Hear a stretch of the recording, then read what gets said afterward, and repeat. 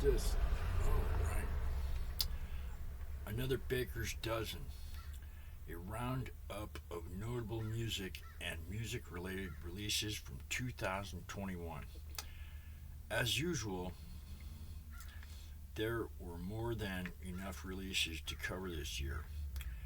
So here's a Baker's Dozen of worthy items that crossed my transom in 2021.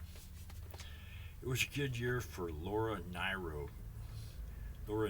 fans. Not only was there a lovely vinyl box set, American Dreamer, her first 7 albums, plus an album of rarities.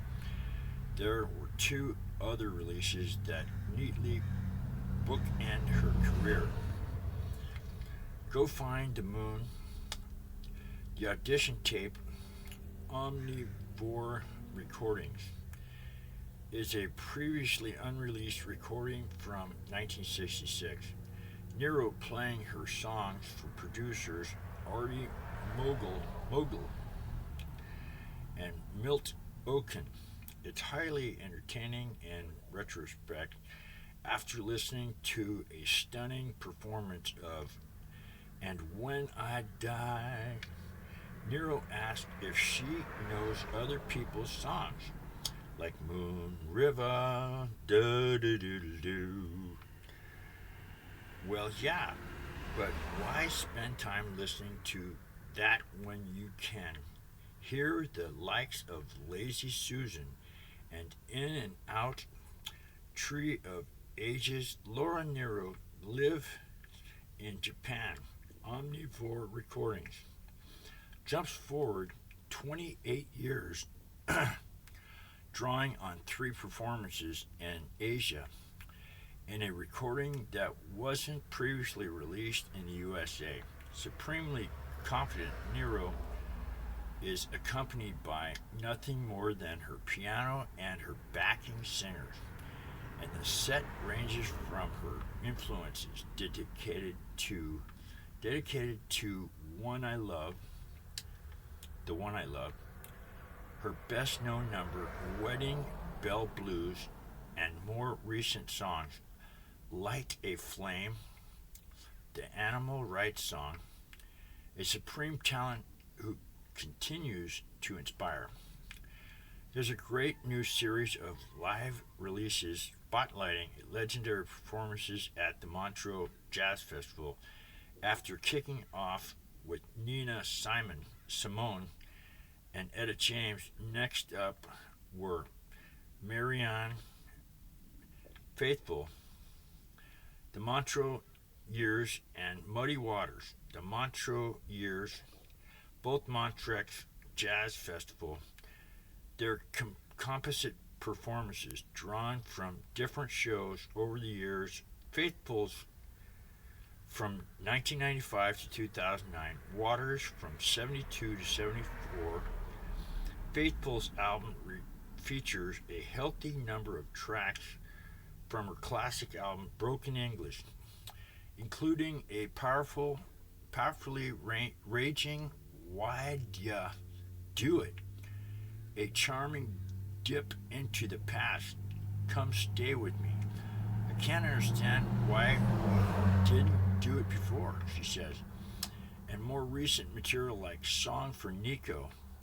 Meanwhile, Water serves up smooth blues, Howlin' Wolf, I'm Your Hoochie Coochie Man, and hot takes.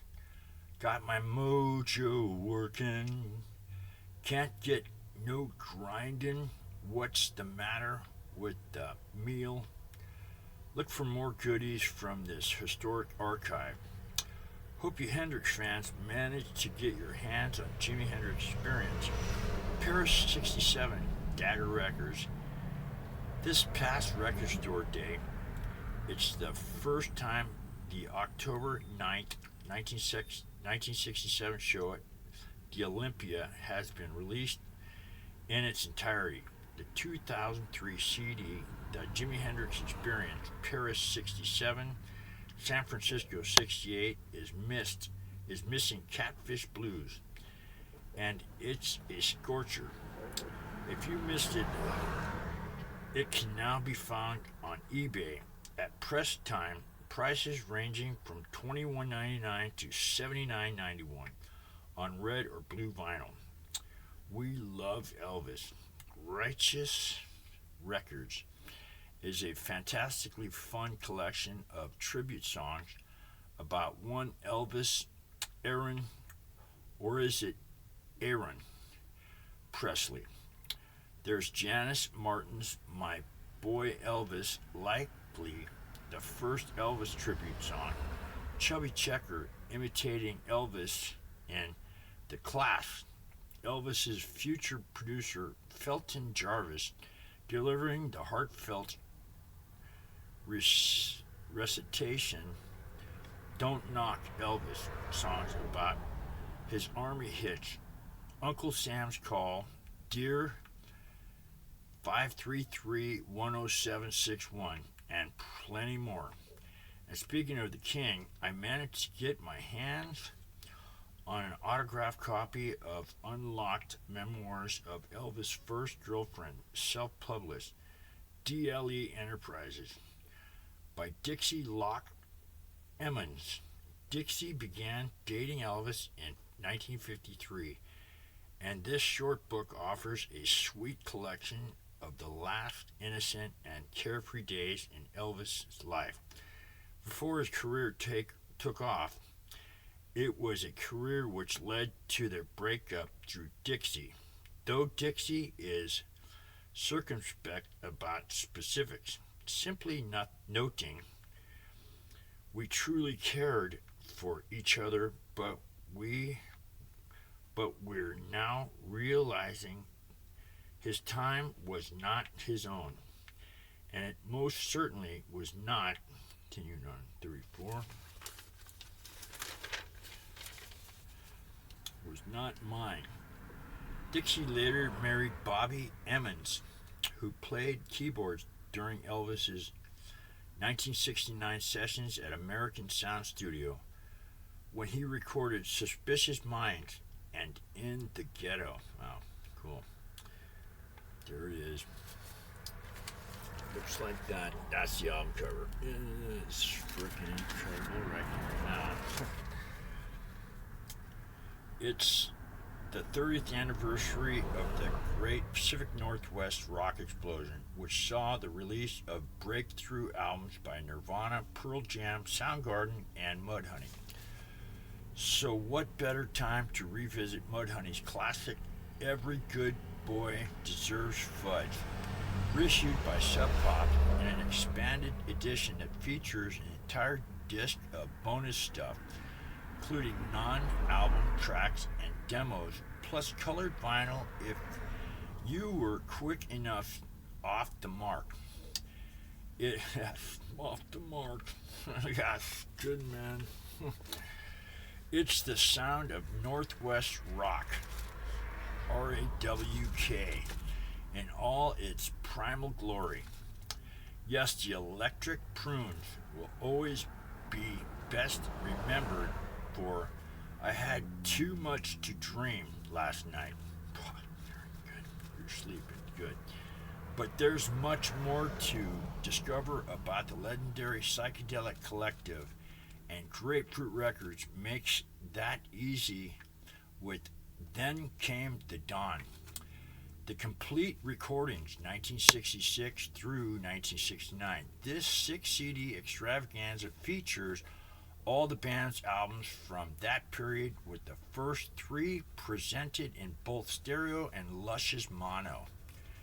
A disc of rarities, a live show from 1967, and even a couple of demos from pre-pruned group Jim and the Lords. Yowza.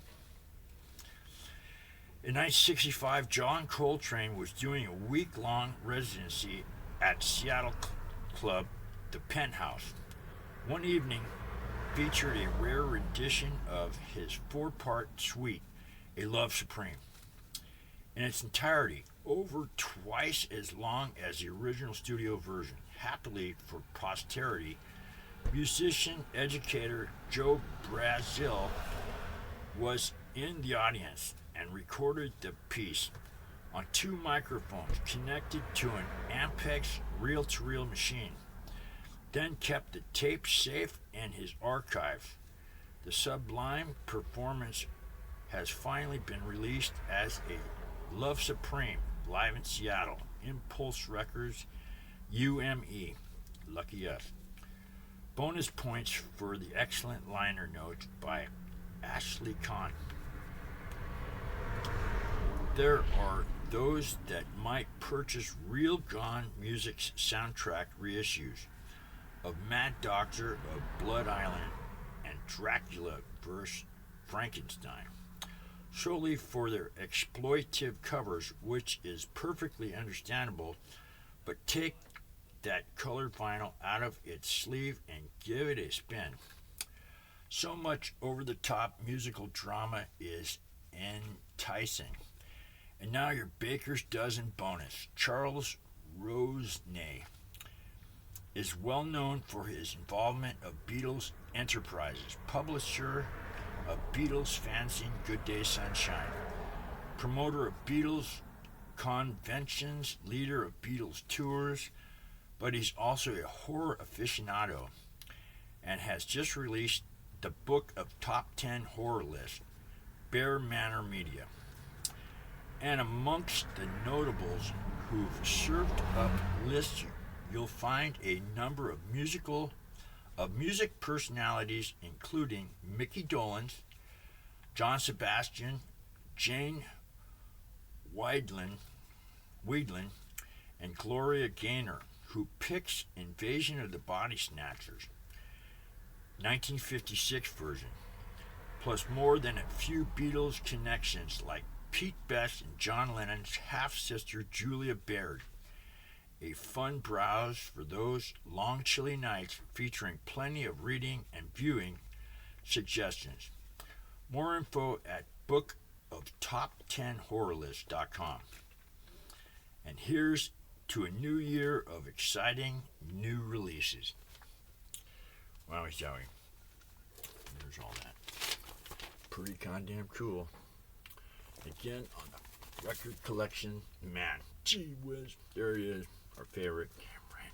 Wear your makeup, and man, oh man, become big time. Way cool, big time. Yep,